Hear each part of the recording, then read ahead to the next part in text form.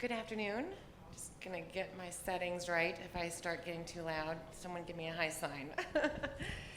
Thanks for sticking around, and thanks for joining me up here, gentlemen. As we've been hearing so many great discussions today about us getting to scale. Like I think someone said earlier in a session that regulatory clarity is no longer an excuse to get to scale. So I'd like for us to maybe take a moment to, in keeping in mind, how do we get to scale? There's kind of that question of, do we build, do we lease, do we buy, do we partner?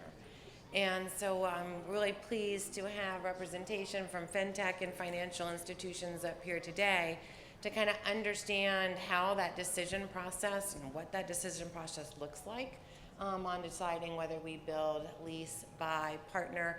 And in that partnership, is it a strategic partnership? Is it a collaborative partnership? So I guess before we get into the specifics, maybe we just kick it off with that strategic alignment. So when you're thinking about your organizations, how do y'all go about deciding whether digital assets should be a core component of your strategy or maybe an augment to existing services that y'all are offering? And I'll just let y'all jump in one by one if you like. Okay, well, why don't I kick off? Good afternoon, everyone. Simon Barmby here from Archax. Great to be back in New York at a Digital Asset Week. Awesome event here today.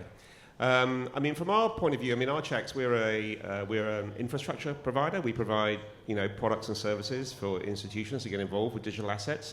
So I guess we can kind of look at this from both sides. On the one hand, institutions use us as a partner to provide infrastructure, products and services for digital assets. So they may work with us strategically, partner with us rather than do everything themselves. On the other hand, we as an entity use other technology providers to partner with us. So, we may not want to build everything ourselves. So we kind of sit in the middle, and sometimes we build stuff ourselves, sometimes we partner and work with others, and then on the flip side, we work with other institutions and can be a partner for them. So I guess we kind of see it from both sides, as I said. And I think my view, and our view probably is that, it's an evolving space and things will evolve and change over time. And maybe at the start of journeys, institutions like to work with partners because they have the experience and the knowledge and some of the expertise, and so it's a good starting point to outsource or to partner or to have an alliance with someone. But over time, some of that may come in-house and may change, and it may move and evolve. So I think it's a sort of a moving feast, really, in a way, and the way you start on this journey may not be the way you finish. And I guess my final point is, we're also a provider of regulated services. We're an exchange, we're a broker, we're a custodian, and quite often people don't want to build those in-house. They actually want them to be separate, and because they're regulated services and they kind of, they naturally sit outside. So it's complex, a bit of a matrix, but I think it evolves over time. Thanks, Simon. Simon Keefe, so another Simon, trying to beat the Ryans from earlier, but we only got to two. So at Calastone, we look after a mutual fund network of around about 5,000 clients, all tier 1, tier 2 institutional platforms and asset managers. And of that 5,000, probably about 2,000 are asset managers. So we spend a lot of time working with those asset managers on their strategy across the whole of their business, be it traditional or digital. And I think without doubt, what we've learned, particularly over the last few years on the digital side, is that it has to be both. It has to be strategic, but also importantly, it has to be an augmentation of existing processes. It's no good, it just doesn't work if you have a strategic team on one side coming up with all of the ideas, but they can't apply them back to the business. It goes nowhere. So where we've seen success, particularly in the last 2 years, has been where kind of business resource has moved into those kind of strategic innovation teams to bring the two together. And that way you start to see the real benefits of what technology can bring you, and in particular tokenization, and bring them to bear throughout your business without the risk that you're just going to build something for the sake of building it. I think that's where we've seen all of the successful clients, 100% of them that have been successful in this space have applied that ideology. Hi, Ken Chapman, head of US for XDC. XDC is a public layer 1 blockchain. And I kind of go back to some experiences I had prior to XDC. I led tokenization at Wells Fargo. And also I was the head of banking and capital markets at when I joined, was a little unknown company, Anchorage Digital, which is actually a bigger company today. But on both sides of that, I got to see whether a company, or particularly a bank, should build something in-house, or whether it should outsource or partner with a third party or another company. And a lot of that ended up boiling down to whether a financial institution was able to build it out themselves in a safe and secure manner. And safe and secure also meant a lot of things. It meant, could the financial institution meet the requirements of the regulator? In some cases, that was a heavy, heavy lift, and could mean a multi-year effort where you could go to a partner who had already met those requirements, and it wouldn't take you as long, or perhaps you may not have the staff, or may not be able to hire the staff, or you may not feel comfortable that you're able to meet the risk requirements, the security requirements, or other requirements in-house, where if you went to a partner who has already been out there, and particularly if they've already worked with another financial institution, maybe they've met some of these other requirements that if you as a financial institution may not be able to achieve on your own. Yeah, Nick Cherney from Janus Henderson Investors. So we're about a $400 billion kind of traditional asset manager, and so our take on this is actually similar to the panel that came up just before us, is that there is the potential to collapse a lot of the cost structure that exists between us and our clients. And when you take that lens, most of those costs exist with third-party service providers, and so that's custody, it's banking services, it's brokerage services, it's all of those things, right? The very little of that cost or that opportunity for operational efficiency really sits within our firm. There are some, certainly, but the overwhelming majority of it is going to be either on the sort of the product construction or potentially product delivery, right? So most of the kind of excitement that has happened, up until quite recently, has been around tokenizing traditional products and then sort of hoping that there'd be buyers, which is not something that we're really all that excited about. I think it's a lot better to find the buyers first. And so our strategy ultimately, what we call it blockchain readiness, and it's this idea that this future state is sort of inevitable, right? And we want to be ready to harness it, which is really a massive collapsing of a lot of the kind of intermediated infrastructure that exists in how we deliver our products and services to our clients. But all of that background is to say, in that context, I don't think we would really consider there being a logical strategy to building much of this ourselves, right? And it's similar to the way we view the rest of technology or the rest of our service providers. I mean, there are certain things that we do ourselves because it makes sense, but most of it we outsource, right? I mean, we happen to have our own TA in sort of limited instances, but when it comes to technology, there's almost nothing that we develop ourselves, right? I mean, we're users of third-party technology. We try to use it effectively and efficiently. We try to go through all the processes that one would kind of go through to identify the best possible tech, et cetera. And blockchain really ought to be the same. I think the thing that is different is that, and this was alluded to in an earlier discussion really around stablecoins, but it applies broadly to the kind of industry and asset management, which is blockchain potentially changes some of the structures that we see. So it's not just the case that we should think of each one of the components of service that we need and say, okay, can blockchain replace that? That is going to look identical, right? It may very well. So just the simple fact of settlement and trading happening instantaneously, like that clearly just opens up an area where maybe the service providers you use or the roles that you think they should play isn't the same in a future state. So that's where it's maybe a little different and we have to think creatively. But at the outset, it's really about like, okay, where are the places in which tokenization today can deliver greater value to our clients? And so we want to be kind of ready and near that. And so it's 100% partner, really. That was some good perspective on considering that even at US Bank, we are a bank. And we're not a tech company. And so we kind of take that approach of what we do very well. And to your point, we do a lot of partnerships for other technology resources. And over time, some of those do come in-house. And so thank y'all for sharing those perspectives. We've talked a little bit in this conference about interoperability, especially about the assets. But I'd like to maybe talk about integration, right? What kind of challenges have y'all faced and successes you've had in integrating digital assets, integrating the technology into your legacy systems? Shall I say that? So from a Calistone perspective, it's kind of what we do. Integration is what we do. So in that mutual fund network that I mentioned earlier, we have, I think it's something like 50,000 different trading links between participants. So our challenge was to extend that capability into the DeFi space.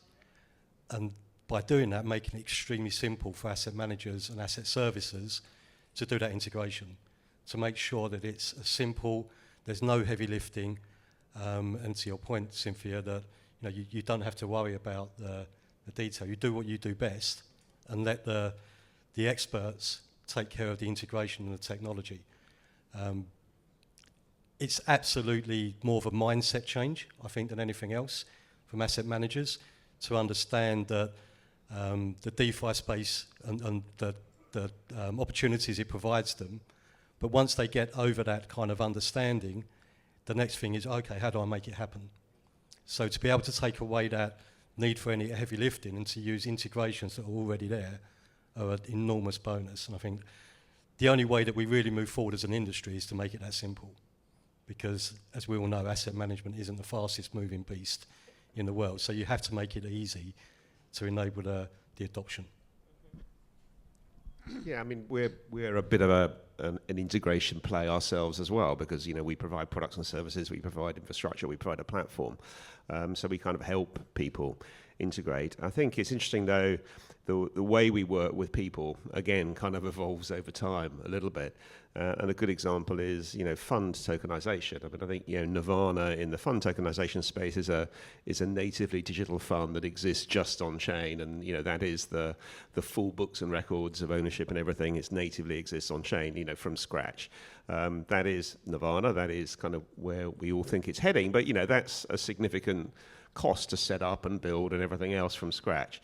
A step on the way to that is maybe having a digital share class to an existing fund. So you create an additional share class. It's an easier step maybe, but there's still some setup to be done and you have to manage it.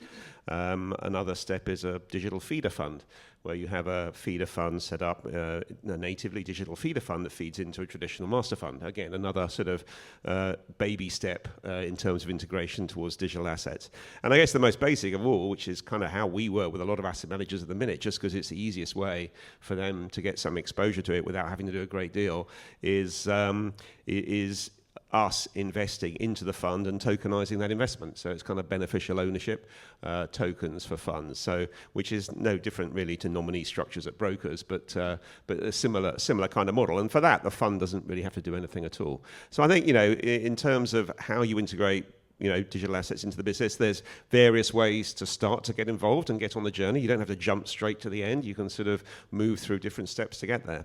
And my other point, I guess, is, and something that we do too, is to then integrate the digital asset platforms into other existing systems like the FIX network, for example. So you can communicate with FIX with digital assets, like SWIFT, for example. So so we as a provider work with other traditional entities to help with that integration by integrating into other systems through standard networks and protocols and the likes. I appreciate you bringing up the fix, because that is where we, again, such a ingrained, integrated legacy system protocol, which we're all using, and how we can build into that existing system with this new technology or new assets. But I guess also on integration, I wonder, Ken, and if integrating for reporting, right? I'm thinking asset managers are going to want to see both their traditional and their digital assets side by side. How are y'all, or what kind of challenges are there with integrating to that extent so that the end result is, visibility and information to the client? Well, for asset managers, what I've found is when digital assets were really in their infancy, asset managers were okay with receiving separate reports, bespoke reports for digital assets. But what we're seeing more and more is asset managers are not wanting to see digital assets split out. They want to see digital assets, and again, Commissioner Pham said it, last night. She said crypto, but we'll, call it digital assets. Digital assets are not evil; they're just another asset class. Well, that's the way asset managers think about it, and when they think about their reporting, they want to see their reporting. In their reporting, they want to see digital assets or just in their reporting like anything else. And so if their reporting is going to include equity, fixed income, commodities, they want to see if it's going to be, if there's going to be digital asset versions of those, then it's just integrated in to those reports. And if it's going to be crypto, then crypto is just another category, just another asset class, on the report. and we're really moving in that direction. So instead of just having these bespoke reports, or separate reports, having that more and more integrated. I mean, we basically don't and haven't really tackled it, right? So, I mean, the thing is there's crypto assets, which is not an area that we're particularly engaged in, and then there's traditional assets and the tokenization of those assets, and that is the area that's just frankly much more interesting to us because it's the overwhelming majority of investable assets in the world are traditional assets, right? And so what is the benefit that we can get through tokenization? And today, the answer is really none. Right? I think like the potential is there, but for us as a large kind of global asset manager and all of our service providers and everything else, anything that we do in that space is an additional layer, right? Because it to date cannot replace that layer, right? And it's the same thing with our own tokenized fund offering, right? So we have a tokenized money market fund, or it's not legally a money market fund, but equivalent offshore, and there's $400-something million in there, and it's interesting, but it like most other tokenized funds, it doesn't. It's an added layer. Right? It's still just a traditional fund that we've bridged into sort of on-chain, and there's some use cases that are quite valuable there, but they're limited in many of the benefits that you would expect to get eventually from tokenization are not there, right? Things like atomic settlement, et cetera, kind of freely transferable. Like there's lots of kind of barriers, and it's the same thing for us in terms of integrating kind of blockchain into our existing systems and traditional assets. It's just not there yet. So there may be, there are a few firms, very few, who are making a leap and investing in that sort of technology to improve their own internal kind of view of traditional assets. But today you're making a pretty big bet around the pace of this evolving, which is why, again, our strategy, we call it readiness, which is it's going to happen, right? If we knew it was going to happen or we're highly convicted it was going to happen in the next year, then we would be all in on investing in the tech today, right? If we don't know whether it's 5 years or 15 years, it is a totally different business decision, right? So we're just trying to stay very close, right? So that when that kind of evolution starts to accelerate, which I think it will be suddenly very, very apparent that we're ready and not starting to think about it. But today there really is no integration. Building on kind of, I guess, the integration piece, and if you know me, no conversation in this space is complete without some type of risk and compliance discussion and risk management discussion. So what kind of risk management considerations have y'all gone through And are they different for building in-house versus partnering? I would say the biggest consideration that a lot of people don't think about, and this is one of the ones that that came to light both when I was at Wells Fargo and at Anchorage, and actually it's actually a timely question given what just happened at Coinbase, is that if you hire employees in-house, you have to be very careful that those employees can't be, bribed or be impacted in some other way where they can, do nefarious things. And this is especially true when you're looking at something like custody of crypto, particularly because crypto, like assets like Bitcoin, those are bearer instruments. You can think about in the old days for people that were around at the point of like bearer bonds. You get a hold of the bearer bonds. And actually, anybody seen Die Hard, the original one, the Christmas movie Die Hard, when they're digging into the safe in the basement, they're going after the bearer bonds. That you can think about that in terms of Bitcoin. Go into that safe in the basement. Just like you go after, you get to Bitcoin, once you have it, you have it. And the concern that is if you hire employees, and just like Coinbase did, they were not employees in the U.S., they were outside the country, but that's almost sometimes irrelevant. But you hire employees, you may not know, or they might not have enough of a background check, or you might not know enough about them where they could be impacted by nefarious organizations, a gang, or even to the extent where maybe they're kidnapped or their families are threatened. And so if you're a financial institution and you go down the path and you say, hey, I want to do custody, and I'm going to custody with the private keys. You may say, well, we can hire some. I mean, it's difficult. We can get on the whole hiring of staff and how hard that is. But let's just say that you're able to go out and hire the people with the right skills. That's the small part. The bigger part is hire the people that build that out that can't be compromised. Because if they're compromised, you could have one of the largest financial institutions in the world, and all it takes is maybe one or two people that get compromised, and all of a sudden, just like in the Die Hard movie, the bearer bonds get stolen, all of a sudden one or two people in your institution get compromised, all of a sudden you could have $1 billion. Let's just say you have an ETF with $1 billion worth of Bitcoin. That could get stolen. And once it's stolen, it's a bearer instrument, it's gone.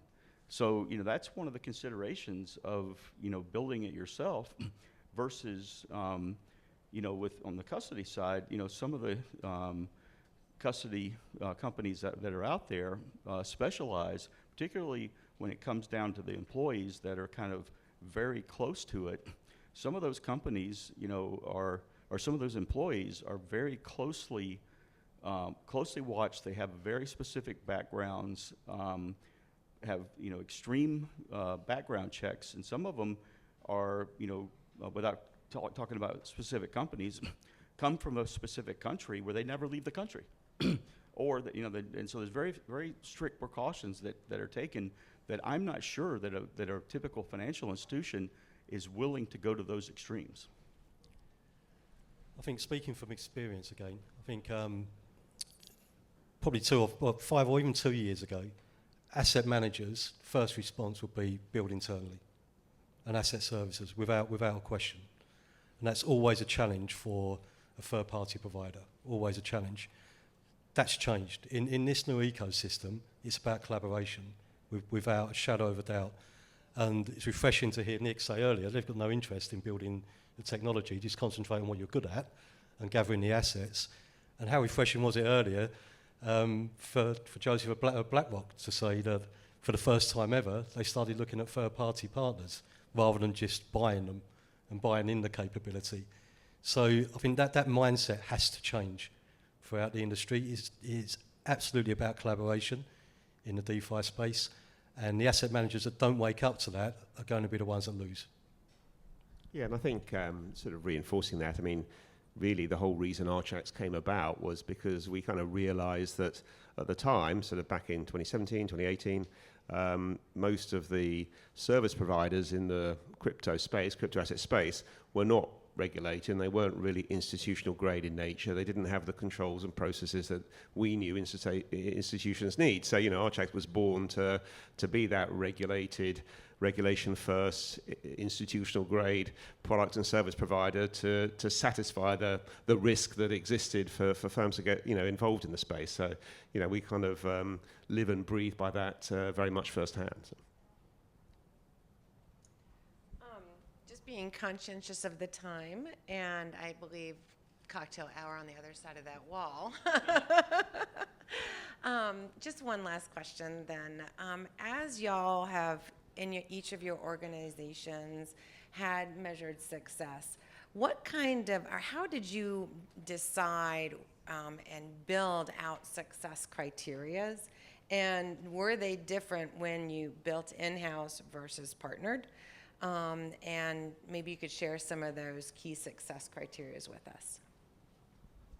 I'll go first because it's very simple. It's assets raised. I mean, that's our job, right? And so obviously we try to do that conscientiously with the best partners, et cetera. But fundamentally, we're an asset manager. Our job is to manage assets on behalf of clients, and hopefully we do that for a lot of clients and a lot of assets, right? So it's relatively simple for us. We're not thinking about like deep technology integrations.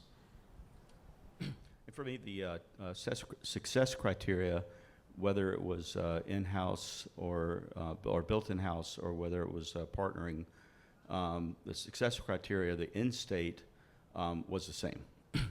How you got there and what you measured and the oversight was different, but as far as the outcome, it was the same.